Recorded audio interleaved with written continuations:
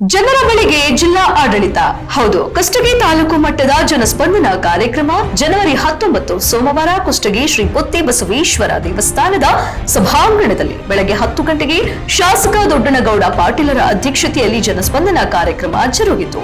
ಈ ಕಾರ್ಯಕ್ರಮದಲ್ಲಿ ಎಲ್ಲ ಇಲಾಖೆಗಳ ಅಧಿಕಾರಿಗಳು ಭಾಗವಹಿಸಲಿದ್ದು, ಸಾರ್ವಜನಿಕರ ಸಮಸ್ಯೆಗಳನ್ನ ಎಂಎಲ್ಎ ದೊಡ್ಡನಗೌಡ ಪಾಟೀಲ, ಕೊಪ್ಪಳ ಜಿಲ್ಲಾಧಿಕಾರಿ ಡಾಕ್ಟರ್ ಬಿ ಸುರೇಶ ಇಟ್ನಾಳ ಮತ್ತು ಕುಷ್ಟಗಿ ತಾಲೂಕಿನ ತಹಶೀಲ್ದಾರ್ ಅಶೋಕ್ ಶಿಕಾಮಿ ಮತ್ತು ಅಧಿಕಾರಿಗಳು ಸಾರ್ವಜನಿಕ ಅಹವಾಲುಗಳನ್ನು ತೆಗೆದುಕೊಂಡು ತಪ್ಪಿತಸ್ಥ ಅಧಿಕಾರಿಗಳಿಗೆ ಎಚ್ಚರಿಕೆ ನೀಡಿದರು. ಅಧಿಕಾರಿಗಳು ಜನಸಾಮಾನ್ಯರಿಗೆ ಮನಬಂದಂತೆ ನಡೆದುಕೊಂಡರೆ ಕಠಿಣ ಕ್ರಮ ತೆಗೆದುಕೊಳ್ಳುವುದಾಗಿ ಹೇಳಿದರು.